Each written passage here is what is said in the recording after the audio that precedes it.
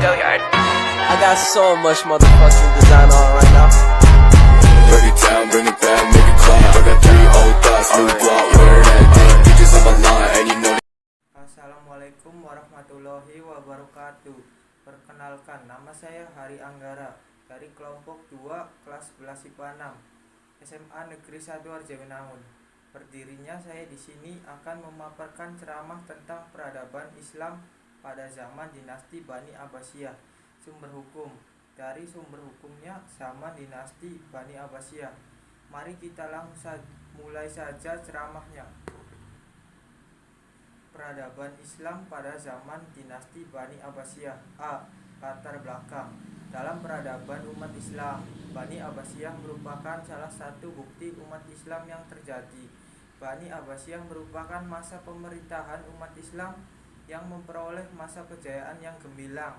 Pada masa ini, banyak kesuksesan yang diperoleh Bani Abbasiyah, baik itu di bidang ekonomi, politik, dan ilmu pengetahuan. Hal inilah yang perlu untuk kita ketahui sebagai acuan semangat bagi generasi umat Islam bahwa peradaban umat Islam itu pernah memperoleh masa keemasan yang melampaui kesuksesan negara-negara Eropa. Dengan kita mengetahui bahwa dahulu peradaban umat Islam itu diakui oleh seluruh dunia, maka akan memotivasi sekaligus menjadi ilmu pengetahuan kita mengenai sejarah peradaban umat Islam, sehingga kita akan mencoba untuk mengulangi masa keemasan itu kembali nantinya oleh generasi umat Islam saat ini. Peradaban Islam pada masa dinasti Bani Abbasiyah. A. Sejarah berdirinya Bani Abbasiyah. Dinasti Abbasiyah didirikan pada tahun 132 750 Masehi oleh Abdul Abbas As-Saffah dan sekaligus sebagai khalifah pertama. Kekuasaan Bani Abbas melewati rentang waktu yang sangat panjang, yaitu 5 abad, dimulai dari tahun 132 sampai 656 Hijriah atau 750 sampai 1258 Masehi. Berdirinya pemerintahan ini dianggap sebagai kemenangan pemikiran yang pernah dikumandangkan oleh Bani Hashim setelah meninggalnya Rasulullah, dengan mengatakan bahwa yang berhak berkuasa adalah keturunan Rasulullah dan anak-anaknya. Kelahiran Bani Abbasiyah erat kaitannya dengan gerakan oposisi yang dilancarkan oleh golongan Syiah terhadap pemerintahan Bani Umayyah. Golongan Syiah selama pemerintahan Bani Umayyah merasa tertekan dan tersingkir karena kebijakan-kebijakan yang diambil pemerintah. Hal ini bergejolak sejak pembunuhan terhadap Husain bin Ali dan pengikutnya di Karbala. B. Masa kekuasaan Bani Abbasiyah.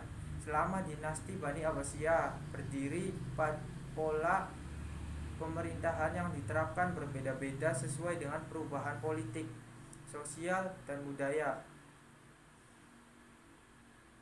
Berdasarkan pola pemerintahan itu, para sejarawan biasanya membagi kekuasaan Bani Abbasiyah pada 4 periode. Masa Abbasiyah 1, yaitu semenjak lahirnya dinasti Abbasiyah tahun 132 Hijriah atau 705 Masehi sampai meninggalnya Khalifah Al-Wasiq 230 Hijriah atau 847 Masehi.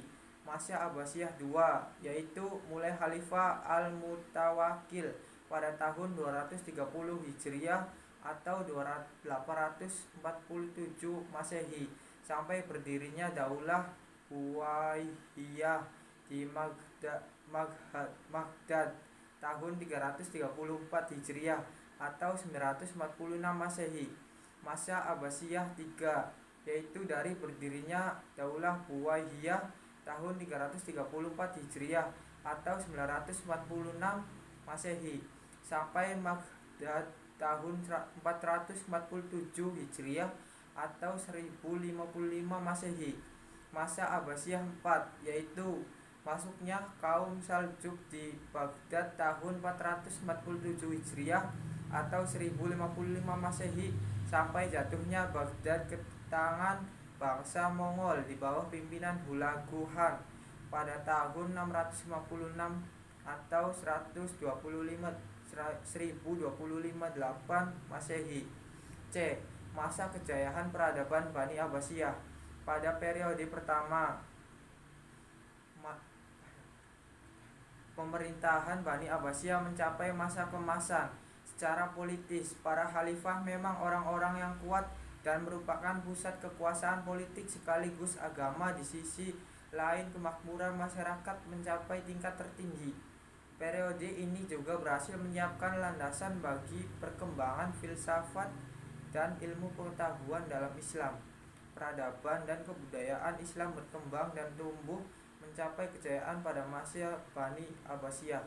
Hal tersebut dikarenakan pada masa ini Abbasiyah lebih menekankan pada perkembangan peradaban dan kebudayaan Islam daripada perluasan wilayah. Di sini letak perbedaan pokok dinasti Abbasiyah dengan dinasti Umayyah. Puncak kejayaan dinasti Abbasiyah terjadi pada masa Khalifah Harun al-Rasyid 786 sampai 809 Masehi dan anaknya Al-Makmum 813 sampai 833 Masehi. Ketika Al-Rasyid memerintah negara dalam keadaan makmur.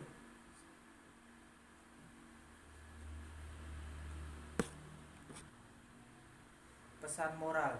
Masa pemerintahan umat Islam yang merupakan masa keemasan dan kejayaan dari peradaban umat Islam yang pernah ada.